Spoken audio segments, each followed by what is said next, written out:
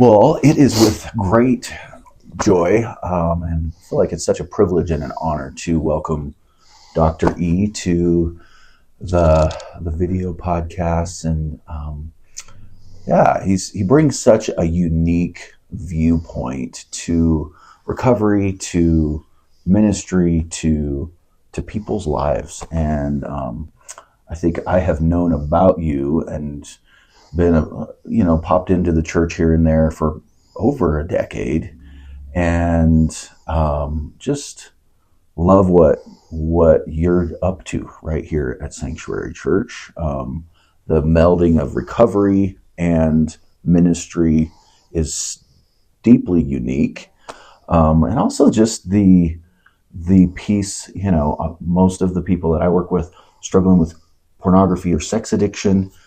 And you bring a whole element of that. I'd love for you to just share a little bit about your background with being a professor of human sexuality, or I want to make jokes about that and call you the sexy professor or the whatever, right? But just a lot of times people say I'm the sex pastor. Pastor.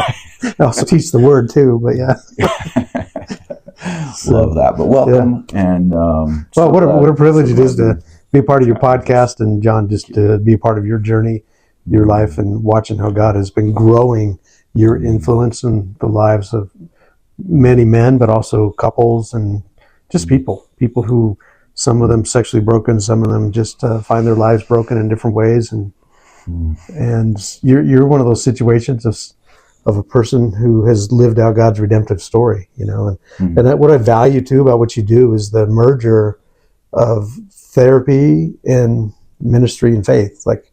For so long in our culture, those two things have been separated. Evangelicalism, you either go to a therapist or you just trust God, and they're not rivals, right? As a matter of fact, a lot of times I see therapy and faith as dance partners. You kind of need one and the other for a lot of healing, the holistic healing to happen in our lives. And most of the time, therapy untangles the story of how we got there, and faith gives us the ability to believe that healing can happen. Yeah. And you just have merged those two worlds really well. So I'm really proud of you.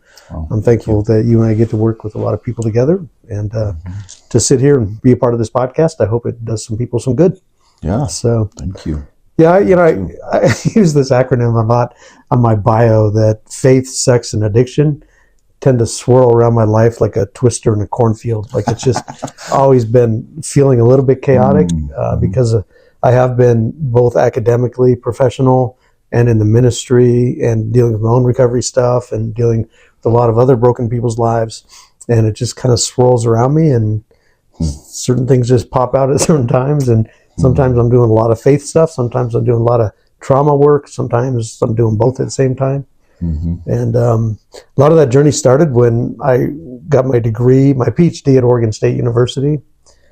And while I was there as a PhD student, I was supposed to be teaching human development and family studies courses. And a week before school started, my very first term as a PhD candidate, the dean of the college came to me and said, "Hey, we're going to change your course. You're going to be the human sexuality instructor here."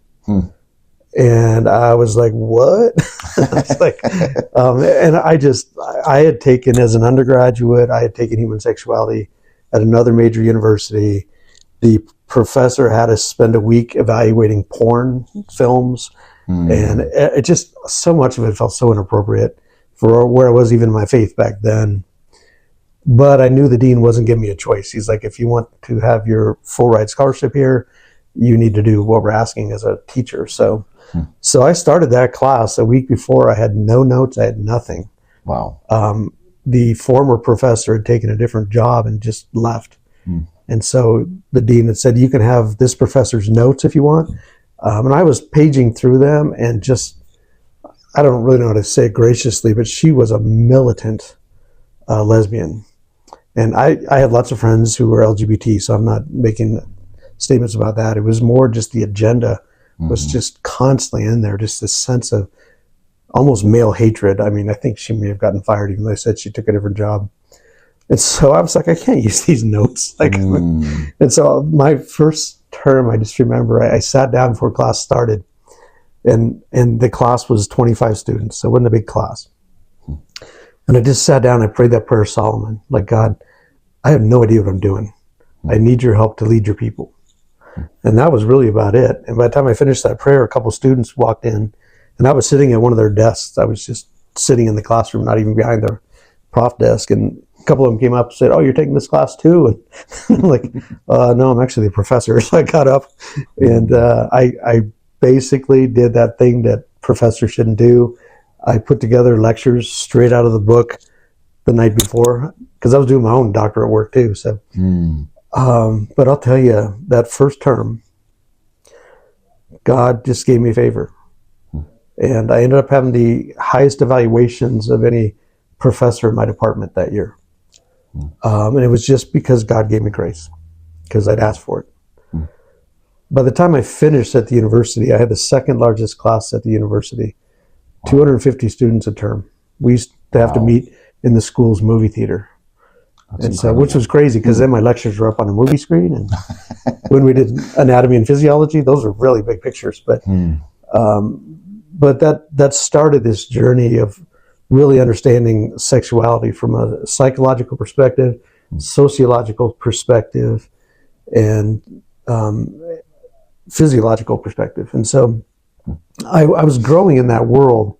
I didn't realize that God was going to just keep compounding my experiences later and later that would bring me to where I am now. So, and I think that's just important for people. Sometimes we get so stuck in what's happening right now in our lives, we forget that God always has an eternal perspective for us. He always has an agenda that if we continue to stay humble and learn, He's actually building towards something else, right? Yeah. And so I stayed co-vocational even after I left the university. So I've always been teaching as a human sexuality professor, or now social psychology, basically. I've always done that and been in the ministry. And so I don't see them as bivocational, because I see both jobs as ministry to me. Sometimes working with students and sometimes working with congregants. Yeah. The big difference is when I'm at a university, I'm a professor. I'm not there proselytizing. I'm not there preaching. I'm an academic professor. And I tell students, especially in human sexuality and some trauma work I do, I teach graduate courses in trauma and psychology now. I tell students, look, if you want to know my perspective of things, just invite me out for coffee. I'm not here to tell you what I believe. I'm here to help you decide and think about how to believe what you do. And so and topics like human sexuality become very controversial at university settings. Sure. And so I try to just put that on the front. Like, if I was teaching geometry, I could teach you some theorems. You could work the problem, and it's pretty easy. There's a right or wrong answer, and sometimes I can give you credit for trying to do it the right way. When it comes to value-laden things in our lives, like sociology, psychology, marriage, sexuality, those things are a little bit different. And so don't work so hard to figure out what my values are. You need to decide what your values are and why you believe what you do. And so that's how I kind of separate those worlds. Yeah. And the same with the church, though. You know, sometimes in the church, if I do a series on sexuality or recovery, people want me to condemn certain groups and not condemn others. But I just realized, like, it's not my job to be a policeman in your life either as a pastor. My job is to help you fall so in love with Jesus that if you know His voice and trust His voice, then no matter what He says to you, in your heart or in the Word, you're going to believe it's the right thing and do it. Yeah. And so that's a lot of what you've seen even at our church at the Sanctuary. It's, some people think we're just this big, beautiful mess, which we are. But I get accused off and on by more conservative groups that we just condone sin around here. We don't condone sin. We just believe that I don't have to punish sin from the pulpit, because conviction comes from the Lord. And if we can just help people learn to love Him and trust Him, then they change, because the kingdom is growing in them, you got to be preaching already. So I went from academics, and then my wife and I, we have spent a lot of years. We kind of did about a 15-year tour of duty in the ministry. Okay. So after we were in Oregon for a little bit, we planted a church in Washington State. That church where we planted was in a remote area. It had the second highest methamphetamine addiction rate per capita of any county in the nation. Wow. And so that's where I cut my teeth on recovery. That church grew by 50% conversion. I was also teaching at a extension campus of a university out there. So a lot of students that got to know me in my classes were starting to come to church, thinking, wow, this guy must teach on sex at church. What would that be like? You know? Right. Like, I disappointed them pretty quickly. Like, I don't talk about sex everywhere I go, you know. But they met God, not just because of my class, but I had a guy come to Christ who was a collector for a biker gang out there, was a meth addict himself. And he had such a radical conversion that he began to lead a NA group, Narcotics Anonymous group in our church. And I remember the first time he asked me, he said, can I start a 12-step group here? And my response was pretty much hell no. Like, we have $10,000 of sound equipment in here. I don't want a bunch of addicts running around. Wow. And then he was like, you forget who I am. Like, people are still scared of me from my past. Like, this is my church, you know. I'll kick anybody's butt who takes anything from here, you know. So I just felt this unction, like, just trust America. That little recovery group, because of his influence, because of his enthusiasm to run NA, but also his faith, it grew to like 20, 25 people.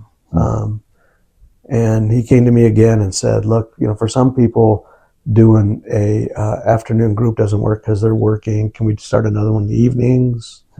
He started a second one. He was growing so much in his recovery and his faith. He asked if I would do his 12 steps. And I knew of 12 steps because my uncle was in AA for 30 years, but I wasn't like super familiar with it, you know. He picked up a lot of heat from his Orthodox 12-steppers to have a guy who's not an addict himself, right? Yeah. Especially in narcotics, doing his sponsoring basically. But I'll tell you, walking him through the steps was not only changing his life because he was seeing the 12 steps from more of a spiritual perspective, but it was changing mine. Looking at my own heart, looking where my own addictions have been, looking where my own struggles were. And that's really where I cut my teeth on believing that the church needs recovery programs. That's a huge nugget right there. Like, can you say more about that? Like, the church needs recovery programs. Yeah, I think, you know, what happened is I had grown up in pastoring circles, knowing how important life groups were and home group Bible studies. And the difference I saw when I go to a recovery group and a home Bible study was like if somebody in a Bible study at church confessed their sin, whatever, right? Guys, I really screwed up this week. I did porn. I got caught by my wife, whatever. And then Christians, kind of like well-meaning piranha, when they smell that weakness, like we just jump on people and we pray for them. We try to fix them right there, right? And it means well, but it almost puts so much pressure on people to get fixed immediately. And then I'm at a recovery group, supporting somebody who's just getting involved or whatever, and they confess that they struggled. Hey, I used this week, but you know, I just lost 40 days of sobriety in one moment. And everybody in the group's like, well, thanks for sharing. We're just glad you're here. And I'm like, that's all you're going to say? But I began to understand that in people in recovery trust the process. They don't expect immediate results. You just need to show up. And that's why I think the church needs that. We have so much been about trying to fix people right away. And oftentimes it's more because we're uncomfortable with their sin, right? Or we don't want anybody to know ours, so we'll focus on yours. And if you are in a Bible study and 3 or 4 times you confess, hey, I'm really struggling with anxiety again, after a while you start feeling like people are like, how come you're not well? Don't you have enough faith? You need to read another Bible verse, right? And it increases the shame. Because that's exactly what we're dealing with is what's wrong. And we're going, what's wrong with me? All these other people seem fine, right? And then what does shame do? Shame pulls us back. We begin to hide. Now we're keeping secrets again because we don't want to admit that we're still struggling. And then it grows. Yeah. And so I think just the culture of recovery is so significant for transparency and honesty. Mm-hmm. We use a phrase around the Sanctuary Church that I adopted from author John Lynch, but it's, what if it was less important that people got fixed and more important that they didn't have to have a secret? And that's kind of where we're at here. Like, I fully believe in the power of God to heal people and change their lives. But what's more important to us is that you don't have to carry a secret here. Well, just be honest. Be honest with others. Be honest with God. Trust the process. So that's kind of what happened in Washington. You know, that first church plant, God was taking things I learned in sexuality, which I began to realize there's a lot of trauma around there. Los Angeles, also, where I was on staff there for a little while after the Recovery Church in Washington State. I went from a rural church to a city church in Los Angeles County, 4,000 member mega church. I was the recovery pastor and teaching pastor there. Wow. Los Angeles County produces and distributes more pornography than any other city in the world combined. Whoa. And so working in recovery there, being a teaching pastor of a large church, and people knowing that I had a human sexuality background, a number of people coming out of the porn industry started attending some of the recovery things I was leading and coaching. And I began to learn a lot there about the connection between trauma, pornography, sex worker trades, things like that. And again, I began to see there's a theme of just show up and trust the process. Even for people coming out of the sex industry and other sexual social boundaries obliterated, were able to find their belovedness again, find boundaries again. Worked a lot with gangs out there as well. And I just am starting to realize that whether somebody's in a gang, out of the porn industry, rocket scientists from the Air Force Base out there, like, we're all broken. We're all carrying stuff. Yeah. And so we spend so much energy pretending we're okay. If we just apply that towards being honest and do the work, like, that's really what we need, right? So true. So some of these experiences have just been growing and growing with me, and a lot of that has led to where I am now, which is a lot more trauma-based stuff. Seeing how much sexual problems are rooted in trauma, marital problems are rooted in trauma.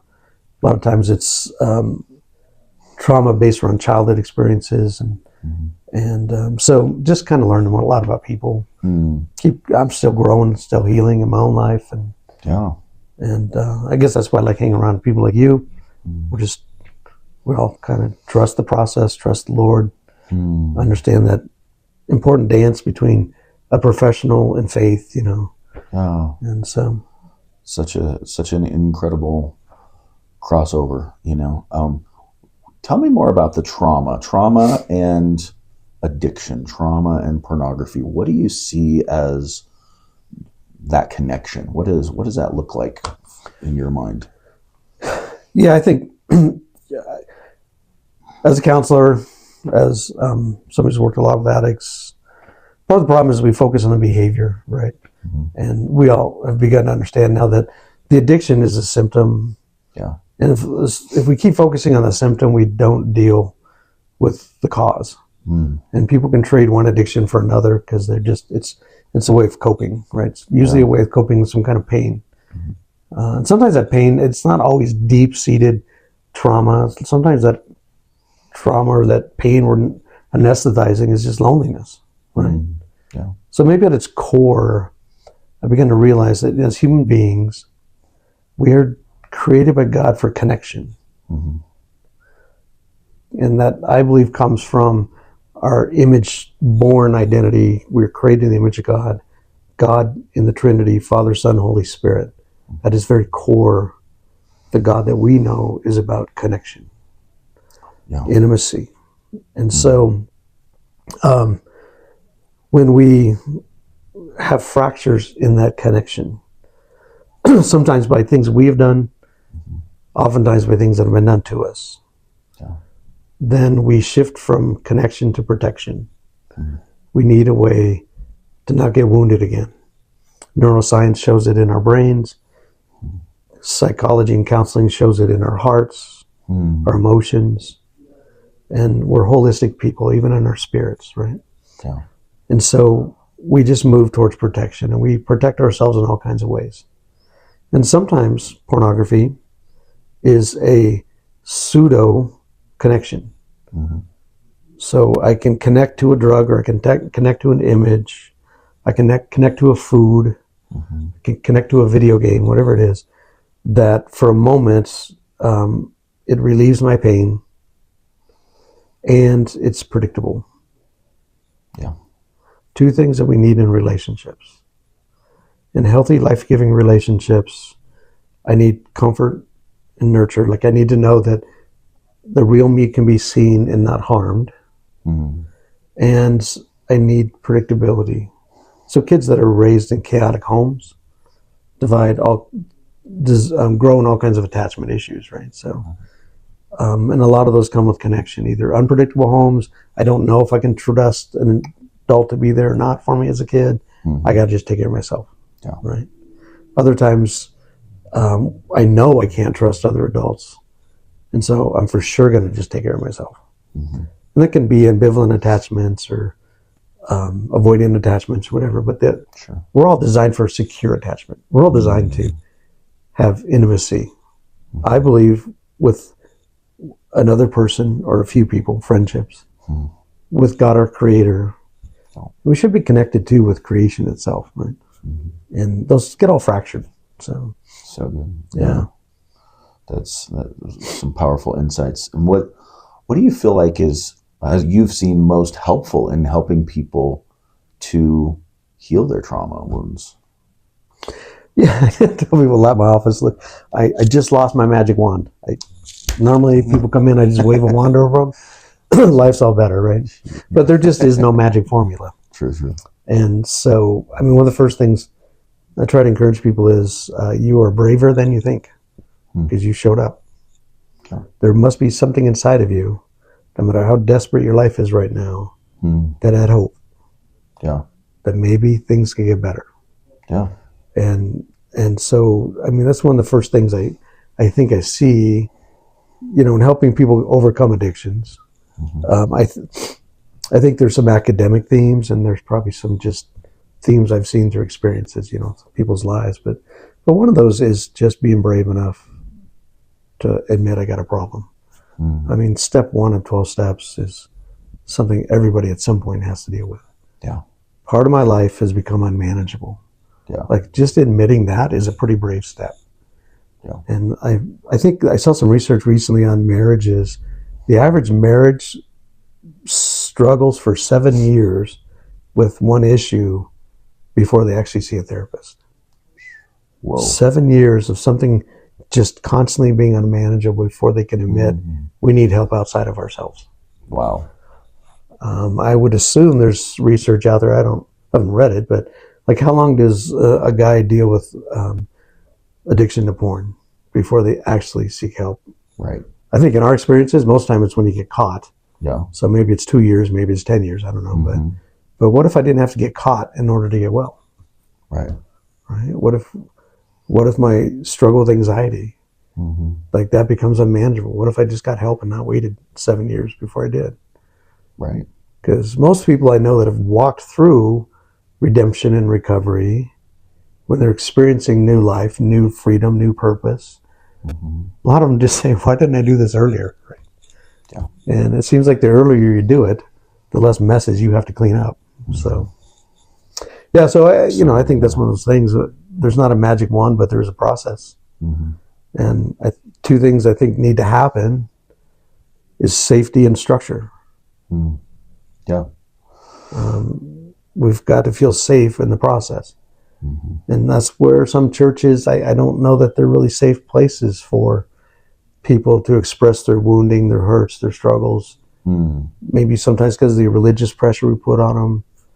We throw Bible verses out, and don't you know that people who do such things are not going to enter the kingdom of heaven? Well, why do I want to push a gospel of exclusion what somebody's longing for is inclusion. Let me know I'm safe. Yeah. Let me know I'm okay. Right. Let me know that I can work through my stuff here. Questions about God, questions about others, and questions about myself. Yeah. And so safety is important and structure is important, though. Yeah. You can't just be in a group of people who just tell you how wonderful you are and your belovedness over and over again without some structure, without some accountability, without some process to figure out how did I get here and where is God leading me, right? And that takes structure. That takes sometimes a therapist, sometimes a good recovery group, sometimes a life-giving church, sometimes all those things together. Yeah. But you got to have somebody who's going to help you move forward and make better decisions and learn why you were making poor decisions earlier. And so those things are important. Yeah. Yeah. Well, I think you kind of touched on it, like kind of an unspoken message that we often have in churches generally here in America is we struggle to tolerate, we can't tolerate you if you can't get fixed soon. Like come in your brokenness, but meet Jesus at the altar and be all better. And if you can't be all better, there's this pressure of, if you can't show a happy face, if you can't be all good, then we don't really have a space here for you. Well, that's a great point. I mean, I think about so often in church culture, who do we put on stage? Testimonies we put on stage almost always are these miraculous healings. I was a heroin addict and somebody prayed for me last week. I have no desire now, right? And we put those on stage. But isn't perseverance a miracle? Yeah. I mean, isn't a single mom who gets up early every morning, gets her kids to school, works an incredibly hard job, comes home, does her kids' homework, goes to bed at 11:30 or 12 because she's exhausted, gets up early, does it again, and instead of hitting the eject button on life, she perseveres. Yeah. And she trusts God. And she doesn't know month to month, but somehow her checkbook still works. Like God still provides for her. She doesn't know how her kids can be doing okay in school. Like that's a testimony, right?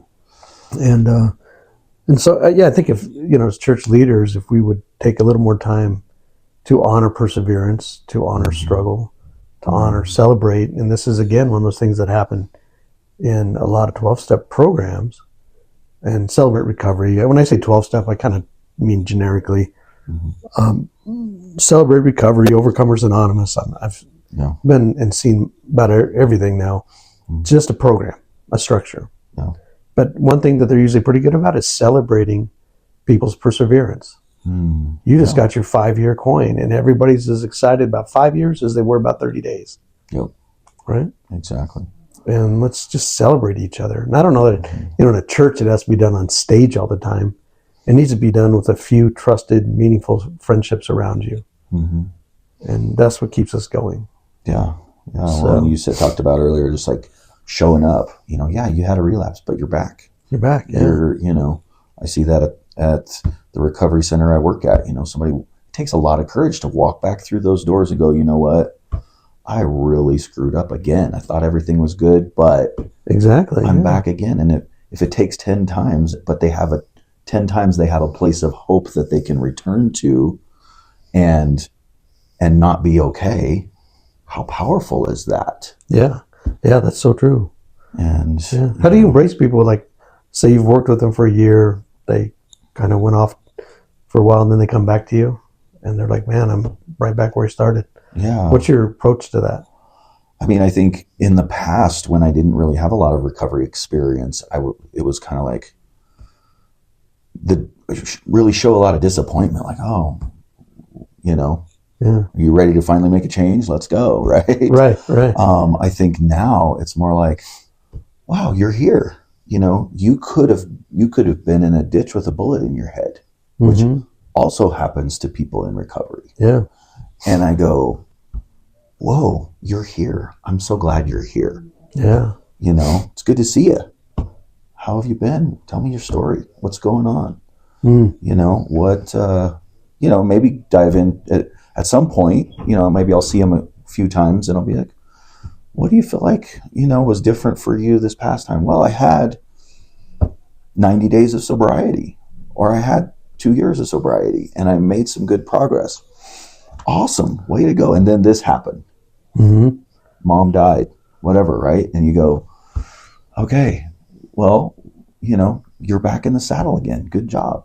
And, I hope that you stay in the program and really peel off another layer of the onion, because, the trauma wounds that we've been through didn't happen overnight, most of them. And, we might have 20 years of massive trauma in our childhood, and we want everybody to be well like that. Exactly. Whether it's 90 days in a recovery program or a moment with Jesus at the altar. And both of those can be very powerful times. Mm-hmm. But, I think it comes back to, I love the structure piece that you talk about, because oftentimes in the church we go, just come in, say the prayer, meet Jesus, and everything's good. But that's not discipleship. And recovery kind of puts a structure. That's great, yeah. For discipleship to really happen. Because it's in the 12 steps to me is a discipleship process. And, I've, being through seminary and being a missionary and doing all these things that were in pursuit of God, I think I met God so much more in a 12-step group than I ever did in those other settings. Yeah. And, and I go, wow, how much more was the early church a circle rather than a bunch of seats facing a platform? Mm-hmm. And what is recovery today? I think oftentimes I go into a recovery group and I go, this is a lot more like church to me. That's so great, yeah. Than the sermon I just heard. Yeah. Because I heard truth and structure and pain and hope from 20 different people today.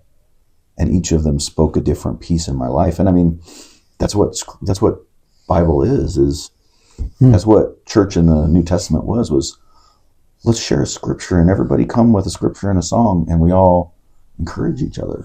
That's right? good. Yeah, that's good. And well, it kind of reminds me of that phrase that, most trauma starts in relationship. Yeah. And most trauma has to be healed in a relationship. Yeah. You can't have a relational trauma from your past and then heal it on your own. Mm-hmm. Yeah. Right. So that's so true. And I think that circle idea is so important. Mm-hmm. Well, and I was reading something today in a book about trauma and recovery, and it talked about the cycle of rupture and repair that's supposed to happen as infants, as toddlers, as children, where we have this rupture and repair with our caregiver that is consistent, but our caregiver is fairly consistent, and that reduces the trauma in our life, and we always have a space where we go back to. Mm-hmm. But many of us didn't have that as children. With the trauma that happened, much of that was broken, and so we aren't securely attached. But recovery groups, in many ways, give an opportunity for that I can rupture and go relapse and come back, and people go, John, we're glad you're here. Yeah, and that's the repair. And there's the repair. And it's like that process in itself is healing that trauma. Mm-hmm. Anyways, that was just a new light bulb that I got today. I was like, whoa, that's interesting. Yeah. To see that.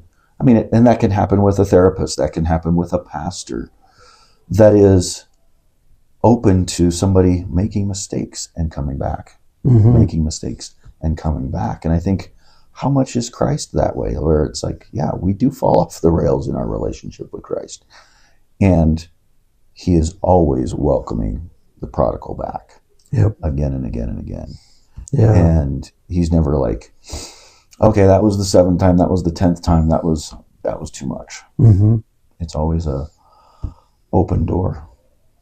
So true. I think many of us, when we mess up multiple times, our first, our thought about God is kind of like either he's angry or he kind of winces, like, Yeah. God like never does that. He's never disappointed, right? He loves us and still believes and has a destiny for us. And it's more just a longing.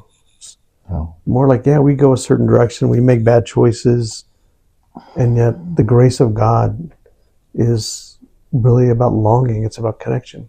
Come home, my child, come home. Totally. So it's so prodigal. And so many people come to me and said, I can't believe I'm back here again. And I get that because I've wrestled with that in my life. Yeah. Sometimes it's 3 steps forward, 2 steps back, right?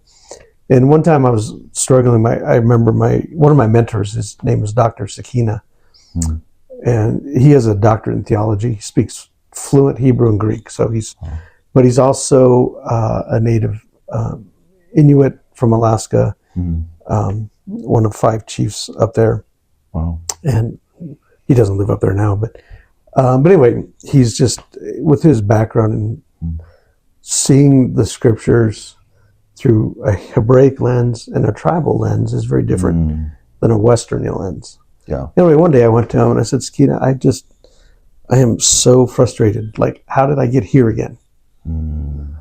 And I feel like I take 2 steps forward, 1 back, and I was just struggling, and I was mad at myself and punishing myself and feeling the shame and whatever.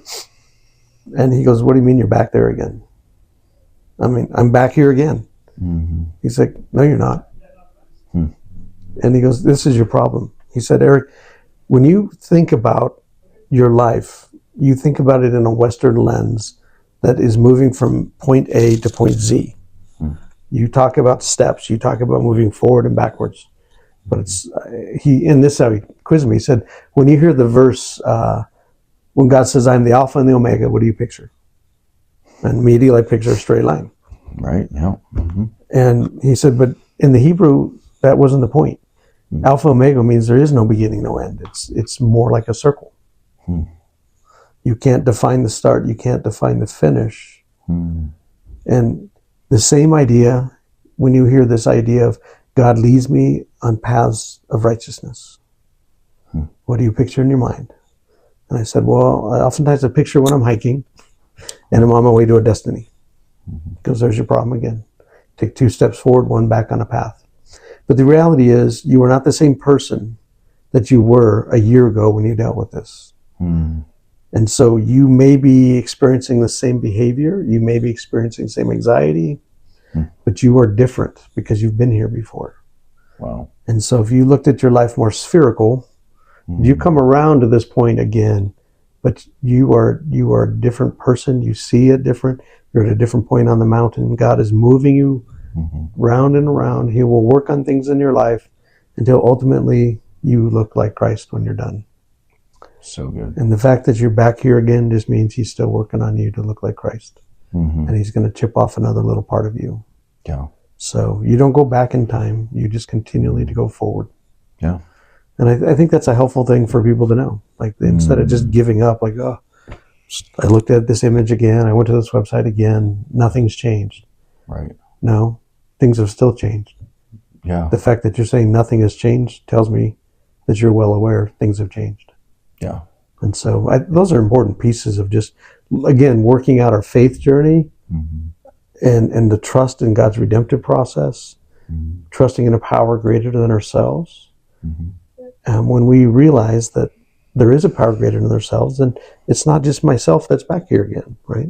Yeah. And so those become important pieces. I think the most successful folks that I have found in life recovery, whether it's chemical addiction, porn addiction, marital dissolution, childhood traumas, sexual traumas, whatever, the most successful people I have found that begin to walk in more wholeness and healing, not perfect, but more wholeness and healing than before, are the ones that hold on to their spiritual program, trusting in their higher power, believing that God is present, that he gives them the strength, and trusting in their program, whether that's therapy, recovery group, whatever that structure is in their life, revisiting those two things and holding on to both those instead of hanging on with one hand, right?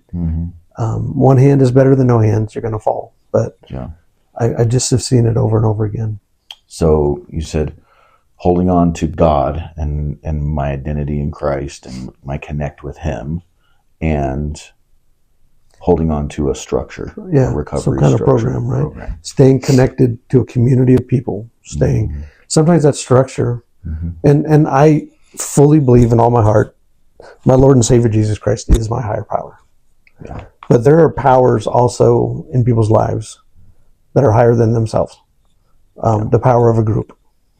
So if you're in a safe and trusting group of people, that group support has more power than you by yourself. Does that make sense? Yeah. More accountability, more whatever, more encouragement.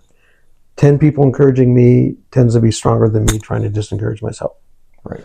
And so there are other powers out there. I think ultimately we have to come to a point that we decide, is my higher power, the one I'm putting my trust in, able to bear the weight of only my addiction, or can this power bear the weight of my life? And that's where I've really leaned in on realizing that Jesus is the master of life. He knows a lot, not just about addiction and brokenness. He knows a lot about finances and family, and the word tells us that if anyone lacks wisdom, they should just ask. Like, there's things I need wisdom for in life that don't have to do with my addictions or my struggles. I just want to make a better decision. And if I have a power greater than myself, right? That's why we go to oftentimes a power greater than ourselves when we ask for advice from somebody. And I'm constantly telling people too, like, look, if you're going to ask for advice, make sure the person you're getting advice from is somebody you'd want to change places with. Like, don't go asking for relationship advice from your friend who's also going through cyclical relationships. Like, that's probably not a really good source, right?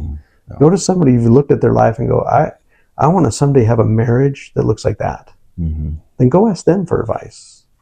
I tell people, don't ask me advice about how to fix your car, because I have a cool car, but I don't do a ton of work on it because I'm not very smart at it. And so don't ask me why it's making that noise. Go find somebody who knows what they're doing with it, right? And so higher power is sometimes that, right?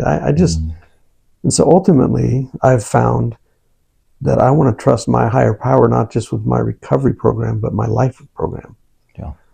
And there was research done a while back I found fascinating.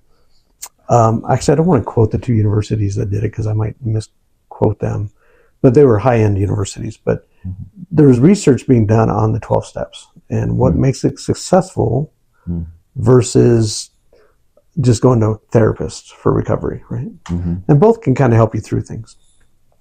Well, in the midst of this research, they started asking another really fascinating question they were finding was about sustainability. What was it about people who were in a 12-step program, 12, 15 years later, they'd maintained their sobriety, and then some life crisis hit them. A spouse died, a child died of cancer, something major. And what was it that some of these people fell off and went back to their addictions, and some were able to maintain their sobriety? And so they were just asking them, how did this work? And they kept getting this response from people who maintained their sobriety. They're like, well, it was God. It was my trust in God. And they were struggling with that as academics, trying to, but what is that? To quantify, Like, what is that? Like, did you keep going to meetings? Did you, and they're like, it was just God. And so they finally were able to just say it was the belief in a higher power that was broader than what they'd initially come to Him for. Does that make sense? Yeah. So they had integrated the trust in a higher power beyond just their alcohol addiction. They had begun to see that this higher power could give them strength in business, give them strength in adversity in their life. And that was the difference. People who were 15 years sober that were still trusting their higher power for their sobriety and alcohol fell off. People who trusted in their higher power for their life maintained it. Wow. And I think kind of what you're saying, that is discipleship. that is learning to grow. And I've seen people, again, I obviously in church perspective, this makes sense, but I've seen people who are Orthodox 20, 30 years in Orthodox 12 steps programs, traditional programs, who are incredibly mature sponsors, who have learned to integrate the principles of the big book into their life, not just in their addiction. And the sustainability in their life just goes so much further. They carry those principles into their marriage. They carry them into their parenting. They've carried it into their integrity in their workplace. So, yeah. So good. So good. It's powerful. And yeah, I think about just kind of today's theme is a little bit about just that integration of church and recovery and faith and recovery. And I love that. I think one of the incredible things that kind of hits you in the face when you walk into the Sanctuary Church is this promise that you wrote.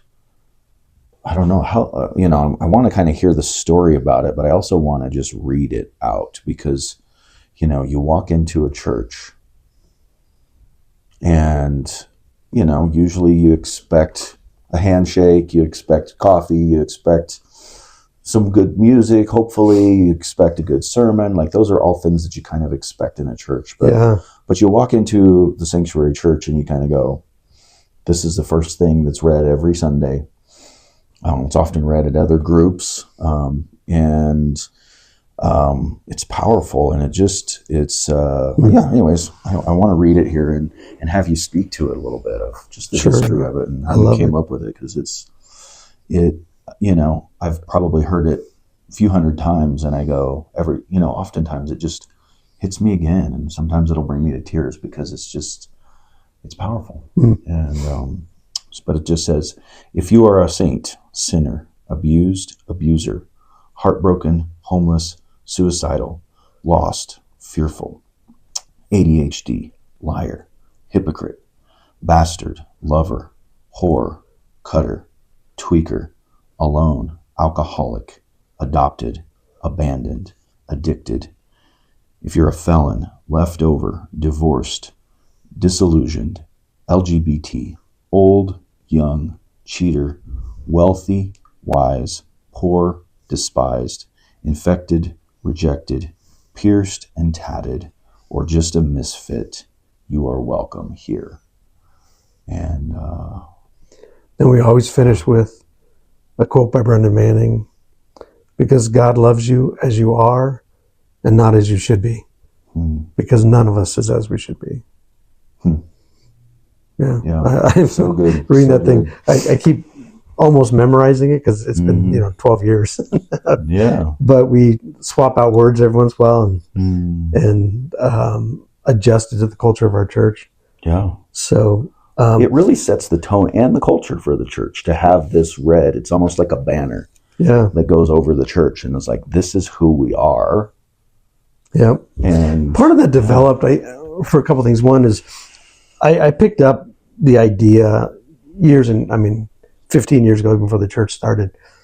And I can't even remember where. A couple places I've been, it started with the phrase that was popular in church planting, you can come as you are. And so that was kind of almost the generic ideology behind this. Just come as you are. Well, what does that actually mean?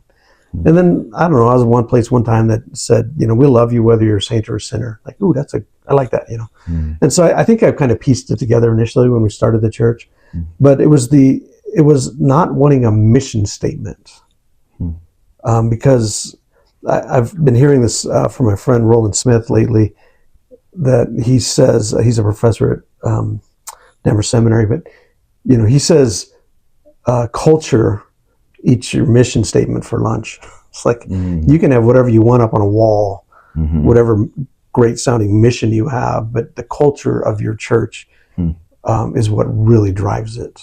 And how do you develop a culture? And I think this is what has happened with this, is this has developed a culture.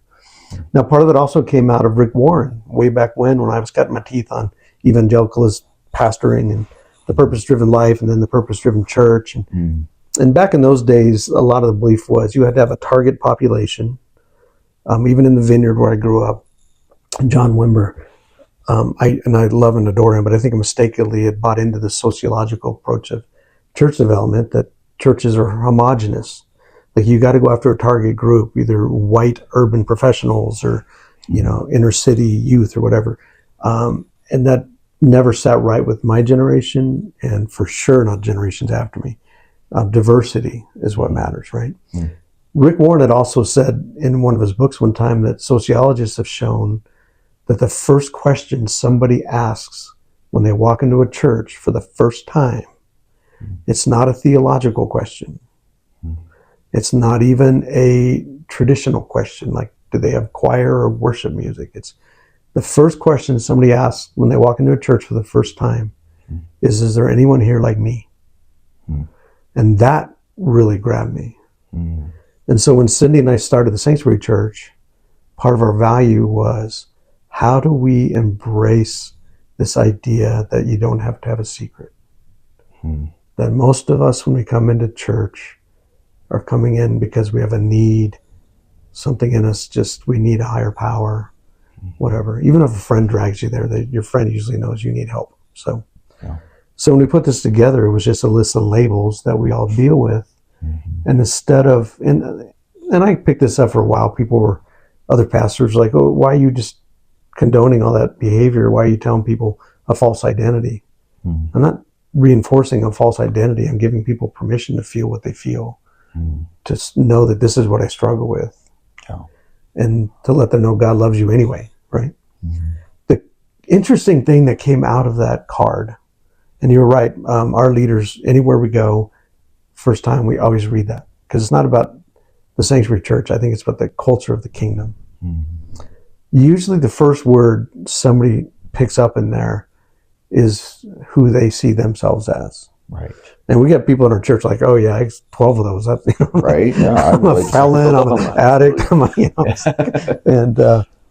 And so we usually, and that's human nature, usually it's first about us. What I've found fascinating is the second word that people gets highlighted in their mind is the word that offends them the most. Sometimes it's the bastard word. Sometimes it's the whore. Sometimes it's LGBT. It's the thing that offends them. And a lot of times I tell people, say, look, be really careful with that second word and how you judge it. Like if you're saying things like, well, they let those people in here? Because odds are you're somebody else's second word who has read this card, right? The grace of God just levels the playing field. And he loves us not despite our brokenness, but with our brokenness. And I think that's been a lot of the message that we've tried to encourage with this card. And we've had different iterations. One that, as long as, I've been the leader, we have not changed ever, has been the word bastard, because that word came up with one of our very first guys that got saved at the Sanctuary Church 12 years ago when we were like 25 people. Wow. And he had come in and he was off a kind of death metal group and was a hardcore druggie and just a violent character. And he had given me one time his CD, and I'll never forget it, but the title of the CD was Bastard. Then it had a picture of a kid sitting on a kitchen floor, kind of with his knees kind of curled up like this, and a man standing above him in a wife beater t-shirt kind of pointing a finger. And this gentleman told me, he said, that's actually me in that picture. It's the only picture I have of my dad and I. Whoa. And all he did is call me a bastard. And so I've just kept that on there. Wow. Because it reminds me of my roots of why God wanted a church for the margins. Like, we're not better than all the other churches. We're just the one for the misfits, the people that just don't really feel comfortable in some places, Yeah.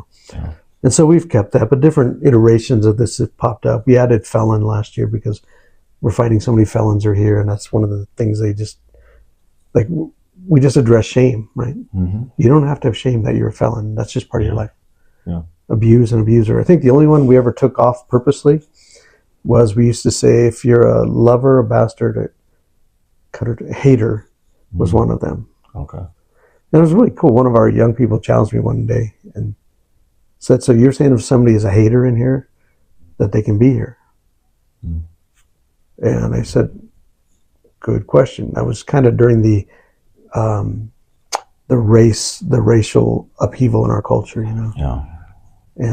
And they said, I would understand if somebody has hate in their heart. Yeah, you can be here, but if you're actively hating, Trying to grow your hate. Yeah. yeah, that makes an unsafe place for everybody else, And I said, yeah, that word can maybe be a little controversial.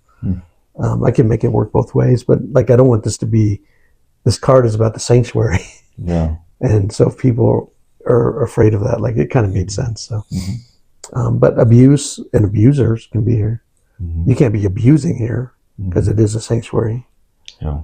But if you're realizing that this is my brokenness and I used to take advantage of people, I need healing. Like, yeah, of course you can be here. So, why is it as a church at large, generally, we're so desperate to jump from who we were to being the saint? Why do I, and I've had this conversation with many people in church circles who are uncomfortable with being a sinner. I'm not a sinner. You're a sinner. Or quit claiming that you're a sinner. You're a saint. Be a saint. Like, come on, like, forget the past and move forward. Like, don't, and like, in the past, I've always thought that way, right? Like, oh yeah, you forget the past and strive toward the prize, right? There's a few scriptures that kind of indicate that direction. But the old is gone, the new has come. You're a new creation. Right. Forget about all that, right? But there is something so disconnecting with that for me that I go, I actually have to remember who I have been. Why is it that when you walk into a recovery group, you go, hey, I'm John, I'm an alcoholic, I'm a sex addict, I'm a whatever, right? We're reminding ourselves of the powerlessness and the problem that we have. Yeah. And that seems so diametrically opposed. And so in a way, this you run into that in recovery circles, often the contention between Christian groups and more traditional groups of, I'm saved by grace. Like, it's not appropriate to say I'm an alcoholic. Right. Right. And then these people are like, why are you denying the fact that you're an alcoholic? Right. And you probably run into that. I get that a lot. Yeah. And I understand the tension. Right. I use a phrase all the time. Can somebody be correct in what they're affirming and mistaken in what they're denying at the same time? And this argument does that all the time. Whatever side, the faith side, you need to see yourself as your new identity in Christ. You need to see yourself as beloved. The old is gone, the new has come. I could quote all kinds of verses that affirm that perspective, but at the same time denies the validity of understanding I am a sinner. I have been broken. I am still broken. I'm only one bad decision away from being there again. And so, and then the same on the other side, right? Like, I understand that, also the Bible has great verses about, in Revelation, when Jesus is talking to the churches and, says, you have lost your first love. Remember the height from which you had fallen, right? Like, we don't want to forget where we were at one day and how God reached down and picked us up, because it renews and rekindles my love, not just for him, but my passion and love for others who have fallen, my empathy. And so, like, I don't want to give that up. And so I try to encourage people, like, man, don't dishonor somebody's journey. Don't dishonor what got them there. And understand that you can affirm where they're at and not invalidate your perspective. Like, it really isn't that big of a deal in the long run. Right? It's a both and. You need to remember where you're headed and who you are and where you've come from. Both are super important. Yeah. And then I get, there's neuropsychology and a lot of research out there now that reinforcing, retraining our brains towards positive things and towards thinking about things that aren't shame-based and stuff like that. Yeah, that makes a lot of sense. But that doesn't mean you just eject everything else. And so honoring those both sides, I think, is really important. And when we do that, we honor the whole process for anybody. Like, hey, a lot of times I talk about recovery groups, like life rafts floating around the Titanic. You just get in a life raft like you're drowning. Yeah. If it's a faith-based one or a secular one or what, just get in it. Get your head above water so you can breathe again, and then God just begins to work it out. Like, and I some life rafts are a little easier to climb in right away, but they're also easier to bounce out if you hit a wave. Other life rafts are a little harder to get in, but once you're in there, it's harder to fall out. And just get in a raft and stop acting like your raft is the most important raft out there, because we are not competing with sobriety and recovery in people's lives. We're completing it. We're just all out there with our programs trying to save lives. Now, if your raft is killing people in the process, destroying their self-esteem, their identity, that's a toxic raft. Like, yeah, don't be there, right? But for the most part, any group I've been at is about healthy people, just people trying to get healthier, trying to rescue other people in their faith, sometimes in their shamanism program, sometimes in the Buddhist program. I am not going to argue with you. And when it comes to, like Dan Hugel, one of our mutual recovery friends, taught me this phrase, like, there's no stepping on toes when it comes to saving souls. Like, it's just save people. Just get them there. So, yeah. So good. So good. Yeah. Thank you. Powerful stuff. Thank you. You have a book that just came out. Yeah, 2 days ago. Super excited about that. Can you give us a little sneak peek? Tell us a little bit what it's about. Like, what's it called? All the stuff. The circus book. Yeah, I'm really excited about it. It's called The Ragamuffin Circus. What the margins teach us about God, ourselves, and others. So I tell a lot of stories. As a matter of fact, this book is what I've been telling people is 10 years in the making. For a number of years, people tell me, when are you going to write another book? When are you going to write another book? And I just didn't have like the bandwidth to do it. Things were so crazy and busy around here and in my life. And when I stepped into semi-retirement from senior pastorship here at the Sanctuary Church, I was able to kind of catch my breath again. And then I just, at the beginning of the summer, last summer, 4 months ago, I felt the Lord just say, it's time to write that book. And by then I was so like, I bet my creative gates are just rusted shut. I don't know. I haven't written a book now in 10 years, And I sat down to write it, and it was just like the floodgate opened. And I felt the Lord just say, it's not that you haven't had the bandwidth for 10 years. I've been pouring into you for 10 years what I want you to talk about. And that is validating the significance of when we stop and pay attention to the margins around us. There's something always to be learned. And the book is really dedicated to Brennan Manning. He wrote the Ragamuffin Gospel. I had the honor, privilege of being mentored by him. He was a friend for about 3 years. And he just saved my life. As a matter of fact, the introduction of the book is Brennan Manning saved my marriage. So, wow. But I remember early in one of my early churches, sitting with Brendan and kind of bragging about all the addicts that were in my church and the Native Americans and gangbangers, and I don't know why I felt the need to brag to Brendan Manning, but back then I was a punk. And Brendan listened to all my little stories. He wasn't that impressed. And he just looked at me when I was done talking. And he said, and so what have they taught you about the love of the Father? And it just wrecked me. I'm like, I'm all into fixing people and getting people saved and stuff like that. And I realized that he was giving me a redirect in terms of focus and wisdom. And maybe for the last 15 years, but for sure 10 at this church, I've learned so much from people about God, about others, and myself. And so that's really what the book is full of grace. It's full of this ragamuffin circus wild stories. But I hope people see, to validate people's experiences, and also to ask ourselves often, at any point in life, what are they teaching me about the love of the Father? So, Wow. yeah, so I'm excited about it. I think Yeah. we'll see how it goes. But I'm also learning a lot of churches are starting to see the significance of not just doing ministry to the poor, which is a very unbiblical perspective.